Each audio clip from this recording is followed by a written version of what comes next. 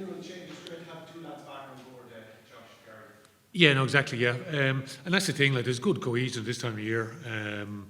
And so guys, that's what we talked about the last couple of weeks. Guys have been close, and you're trying to pick the best gang that are going to represent the overall group best on the day. So this is a great challenge. Amazing to be here.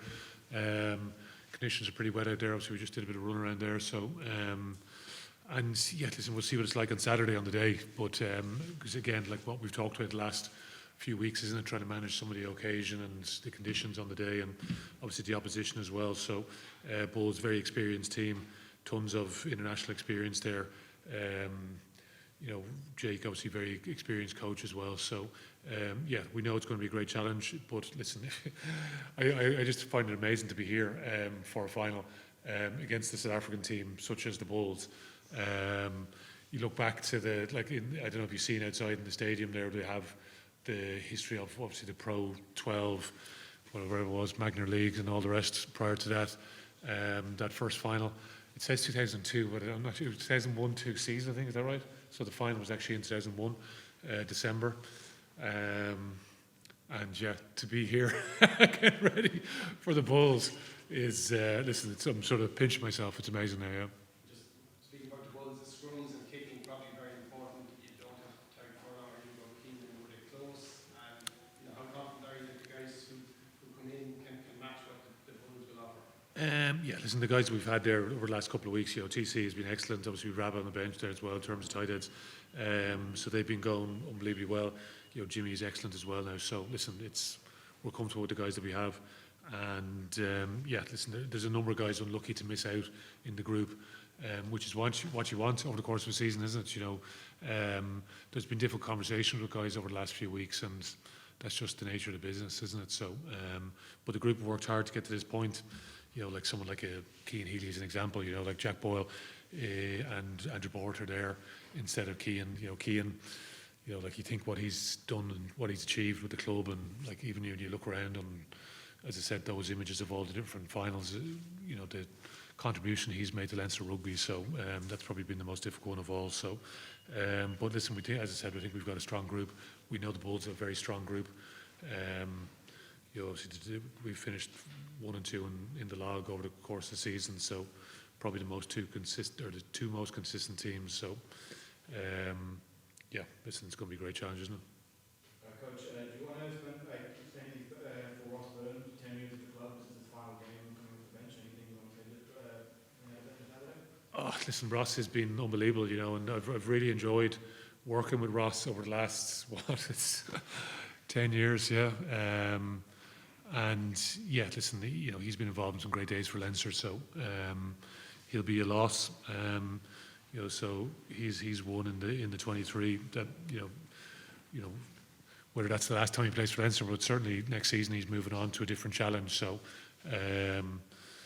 yeah, and yeah, listen, wait and see what the future holds. But the future is whatever this weekend, and I'm sure he will hopefully he will play a part in the game, and he's been a very key member of the group for a long time now. So yeah, hopefully he finishes his time at this period in a positive note. Yeah. You alluded to Gary Rivers coming in. Do you want to talk about moving Jamie Osborne to the bench? What anything to actually expect from him, and potentially second half, potentially first half when he comes on? Yeah, like and Jamie again, as we talked about this last week, like he's a player that gives us a lot of versatility for starters. So, and I thought he was excellent, and he's somebody that's unlucky to miss out in being involved in the starting 15. So, but Gary obviously has a ton of experience. Jordy again, obviously someone who's a lot of experience at the highest level of the game as well. And whether Jamie, whether he comes in the midfield or whether he even at 15 as well. Listen, he's played Test match rugby for Ireland as a 15 as well. So, but yeah, listen, he's an unbelievably good young player, Jamie, and yeah, unlucky to miss out on the starting 15. But listen, hopefully he'll have a big impact on the game as well. And then final one for me, Tommy O'Brien has been spectacular for the last couple of weeks, in particular off-ball kicks and everything. What attributes do you think he brings to the final? Well, it's just the physicality he brings to the team, isn't it? You know, so he's all action, chases hard. You know, you could see it right from the first restart last week. Ryan Baird, great chase from him. Tommy, you know, winger straight on the ball, poach. You know, and then it sets us up for the start of the game, doesn't it? So, yeah, that would be a nice start to the game this weekend. But yeah, listen, over the course of the season, he comes up with huge moments, doesn't he? You know, I think you see some of the cover tackles that he makes, and his aerial ability, his finished ability, is, you know, how decisive he is in terms of, you know, some of the contact, in particular the game. So he's usually a physical winger for us. And yeah, listen, he's had to go through a period of, you know, injuries and, you know, dealing with setbacks and, you know, picking up things at the worst time for him personally. So, which leading into big games, and then suddenly he's back waiting in the queue again, you know, which is a competitive position for us. So, but listen, he's been outstanding this season, and it's great that he's got to a final now. And listen, hopefully it goes well for him into the weekend. Any more questions in the room for the live section? Hi Leo, how are you? Just listening to you there talking about Croke Park and how amazing it is to have the game here. Does that really add to the occasion for you? And also, you know, you have a good record here. It must fill you with confidence. Yeah, it is. Yeah, like it's been like this season. You know, like let's talk about this season for starters. Like it's, you know, you're out of the RDS, and you know you're moving around what it's going to be like, and you know the support we've had this year, like the numbers. Listen, Mark's will give the exact numbers now. I don't know off the top of my head, but listen, the numbers that we've had attending games has been phenomenal. And you know, Croke Park has been a part of that as well. So you know, we were here earlier on the year, played against Munster to have was pretty much a sold-out game. You know, we played here in the Champions Cup last 16 against Harlequins, and like that was the last weekend of the AAL that same weekend. And you know, we still had an unbelievable crowd here. You know, and you know, there's a 7-day lead into this game, and tickets are selling well, and it's, you know, we're going to have a great crowd here. So the first thing for us, you know, we're very appreciative of the support we've had all year.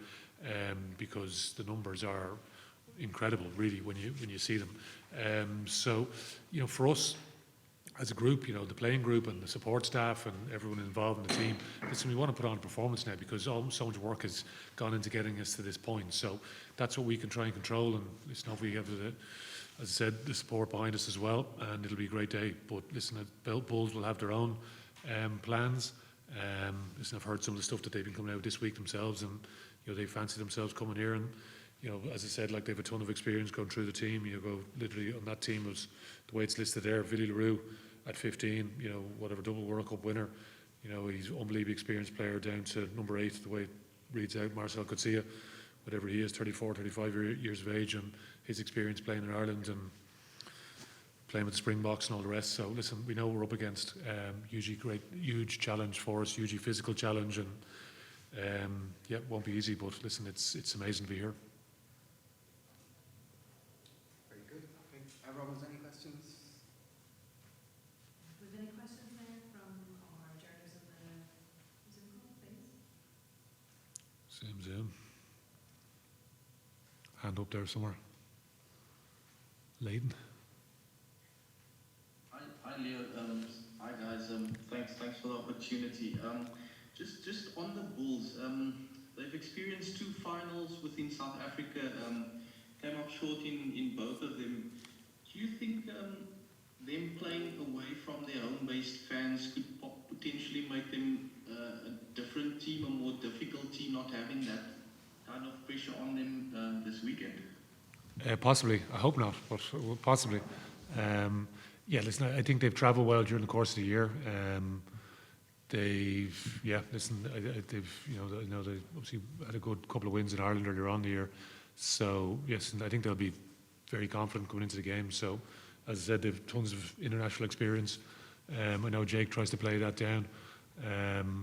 But listen, you know, you think of some of the teams that have, or a lot of the players that have played for the Bulls over the years, their team we've obviously always greatly admired. We're little old Ireland, you know, and think in terms of South Africa and what you've achieved at the international game. So yeah, listen, we know it's going to be a huge challenge, so I wouldn't be reading into too much in terms of a couple of finals that they've lost. Thank you.